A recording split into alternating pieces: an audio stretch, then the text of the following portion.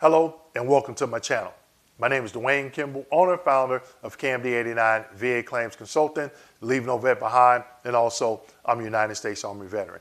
Today I'm bringing you another educational video as it pertains to the VA disability compensation claims process. In today's video, I'm going to be discussing when the VA can schedule a reexamination, when they're not supposed to schedule a reexamination, how can you identify if they have scheduled or will schedule a reexamination, and then last, what can you do as a veteran to ensure that the VA does not schedule a reexamination? All right, begin a lot of questions from veterans. Hey Dewayne, they scheduled me for a reexamination. I don't know why. Dewayne, they scheduled me for a reexamination. They didn't notify me. Hey Dewayne, I got a call for this exam and I don't even know why why they're doing that. My condition is permanent. So I'm going to answer a lot of those questions in the slides today. So let's jump right into it.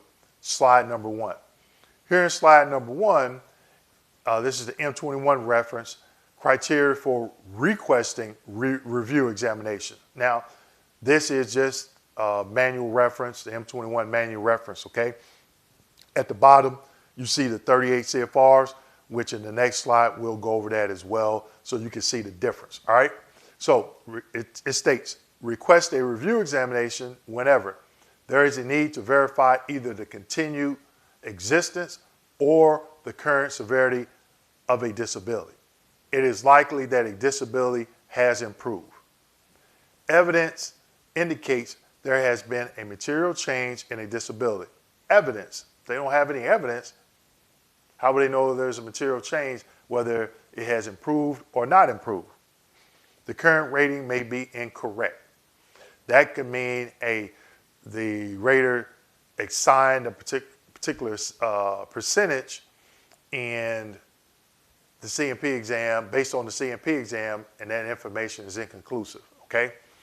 It is otherwise required by regulation or diagnostic code under which the veteran is service connected. A lot of veterans don't know what diagnostic codes are. For those veterans that took my previous training or attended any of my monthly roundtables where I talked about that information, they know what a diagnostic code is. And a diagnostic code is basically a 4-digit number that represent a diagnosis in the VA rating schedule. For example, migraines, 8100, PTSD, 9411, hearing loss, 6100, okay? Also, I want to point out, a lot of times when I'm sharing slides and they're M21s or 38 CFRs, I don't copy the entire M21 or 38 CFR because it may be too much. So I like to point out the sections that I think they're important, okay? So again, with that being said, you always want to make sure you go out and do your additional research, okay? Now, slide number two. And here in slide number two, this is 38 CFR Code of Federal Regulations 3.327 reexaminations, okay? So it states in the general section, reexaminations, including periods of hospital observation, will be requested whenever VA determines there is a need to verify either the continued existence or current severity of a disability. General reexaminations will be required if it is likely that a disability has improved or if evidence indicates there has been a material change in a disability or that the current rating may be incorrect. So there's that word again, evidence, talked about in the last slide. Now, this is the 38 CFR. So the M21 mirrors basically with that 38 CFR. I always do my searches in the M21 first because it's a lot easier. And once you find that topic, not only would it give you other M21 references pertaining to that topic that you're looking for, it'll give you 38 CFRs, and it'll give you some court cases, because if you go right into the 38 CFR, it's like looking for a needle in a haystack. So I'll use the M21 search option to find other court cases that set precedents on something and or 38 CFRs. It reduces my research time, okay? So going down below, section B, subpart 2, it states no periodic future examinations will be requested. In service-connected cases, no periodic reexaminations will be scheduled when the disability is established as static, where the disability from diseases is permanent in character and of such nature that there is no likelihood of improvement. In cases of veterans over 55 years of age, except under unusual circumstances, when the rating is prescribed, schedule minimum rating. Now, all of these lets the VA employee when not to schedule a reexamination, okay? Not all VA employees follow this, okay? So therefore, you, the veteran, must be educated, because if this happens to you, meaning you get scheduled reexamination, you want to make sure that, hey, they committed a CUE, clear and unmistakable error, okay? So that's what we're doing here, to educating you on how to identify that. If they did if they schedule a reexamination when they weren't supposed to, okay? So slide number 3. And here's slide number 3. This is the M21 reference when not to schedule review examinations, okay? Now, when you look at it, these bullet comments, it's the previous M21 is reiterating exactly what's here. The only difference is the M21 is reference 38 CFR Code of Federal Regulations, all right? And it states, do not establish a future examination control in cases when the disability is static, meaning it's permanent, it's not going to improve, without material improvement over 5 years. So they need to see something that this disability over a period of 5 years has improved to reschedule a reexamination, all right? The disability is permanent in character and of such nature that there is no likelihood of improvement. Now, also keep in mind that the majority of rating specialists, decision review officers are not medical professionals. So they rely heavily on that information, the progress notes, your medical progress notes, whether it be at the VA or a third-party private physician, your own private physician, and or a third-party contractor that does the CMP exams and the DBQs that you submit, okay? Now, the third one, and this is one of the important ones, I feel. The veteran is over 55 years of age, except under unusual circumstances or required by regulation, okay? Let's talk about this one for a second. The veteran is over 55 years of age. So if you're over 55 years of age, you are not supposed to have a re-examination unless or except under unusual circumstances. And I'm going to get into that. Now, a lot of VA employees think this means if you're not 55 years of age, they have to schedule a re-examination or a routine future examination. That's not the way this reads. It's basically saying if the veteran is over 55 years of age. Now, if the veteran could be, for example, 27 and be service-connected for PTSD at 70%, and going back to bullet comment number 2, if that veteran has on that DBQ, their doctor stated their condition is permanent in character and of such nature that there is no likelihood of improvement, they are not supposed to schedule a reexamination and or aka routine future exam, okay?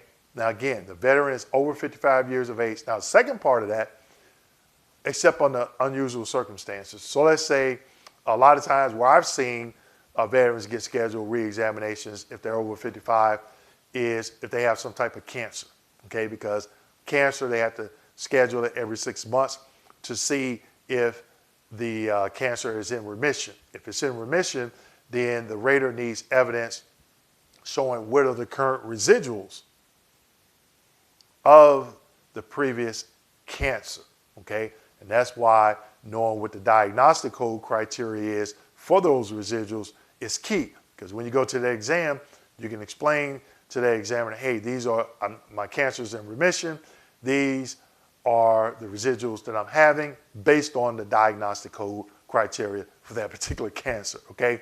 I know that was a lot, but again, go back and review this video again so you can get a better understanding. But this one, the veteran is over 55. They're not supposed to schedule it except under unusual circumstances, all right?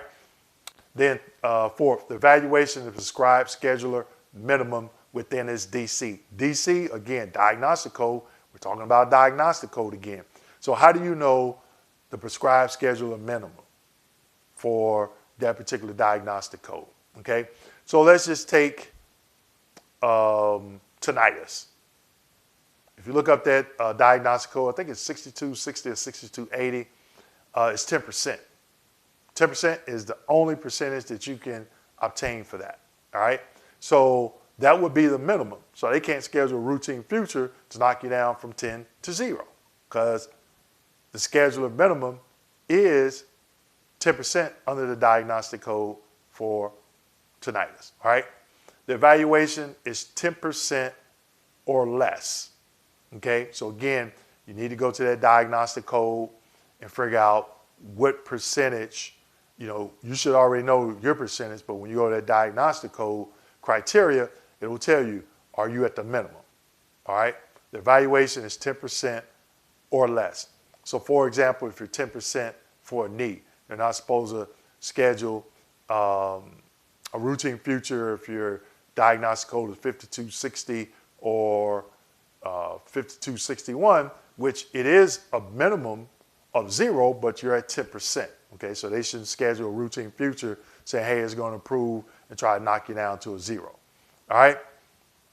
The combined evaluation would not change even if the reexamination resulted in a reduced evaluation for one or more disabilities. I'm going to read that again. The combined, meaning your overall, if you're 80, 90, or 100%, okay, would not change even if the reexamination resulted in reduced evaluation for one or more disabilities. All right? So, slide number 4. And here in slide number 4, I have an example of a rating decision, okay? This is just an example, and I want to share this with you because I want you to understand how you can identify if a reexamination, aka routine future, has been scheduled. So in the rating decision, in the narrative section, the reason for decisions in the narrative section, if they did, meaning the rater or RVSR, rating specialist, if they schedule a reexamination, it would be in the narrative section, and I highlighted the verbiage. Since there is a likelihood of improvement, the signed evaluation is not considered permanent and is subject to a future review examination. And there's the 38 CFRs. Okay, so that 3.327, we covered that in slide number 2. Okay, so again, you want to make sure you go out and do your due diligence and get that information. Okay, because it's going to be key if you fall or if you find yourself in this predicament. Okay, so I showed you 4 slides. Just a quick recap: when the VA can schedule a reexamination and when they're not supposed to. How can you, the veteran, identify it in a rating decision if they schedule a reexamination? Now, what can you do to prevent this? You've seen some of this information, or you've seen this, what I'm about to talk about, you've seen it in some of the slides, but you may not have picked up on it. Now, a lot of veterans are going out and getting their own DBQs from their own private doctors, and that's okay. But the VA is starting to do something that's really alarming. They're scheduling exams anyway. And I'm like, why do they do that when they're giving the general public access to their DBQs on their website, okay? But that's for another video. But when you do go out and you get a DBQ completed by your own private doctor, what is one thing that you can ask that doctor? hey doc, do you think my condition is permanent? Yes. Okay, can you add that in the remarks section of the DBQ? Okay. Now, when they do that, remember in one of the slides, it states if the condition is considered permanent. So if the examiner puts in the DBQ, they feel that the condition is permanent in nature, they're not supposed to schedule a reexamination. And let's just say that they do. If they do, then that's grounds for a CUE. And I'm going to link that video at the end of this video, okay? So CUE, clear and unmistakable error. We've had clients that happened to. I've talked to other veterans that happened to, and they had the doctor put just that one piece of verbiage in the DBQ in the remarks section that they feel that this condition is considered permanent in nature, and the VA went ahead and scheduled reexamination. A lot of times because they weren't 55, but that's not the way that reference reads, over 55, okay? So with that being said, make sure you like, subscribe, hit that notification button, and don't forget to share this video with your fellow veterans. Thank you.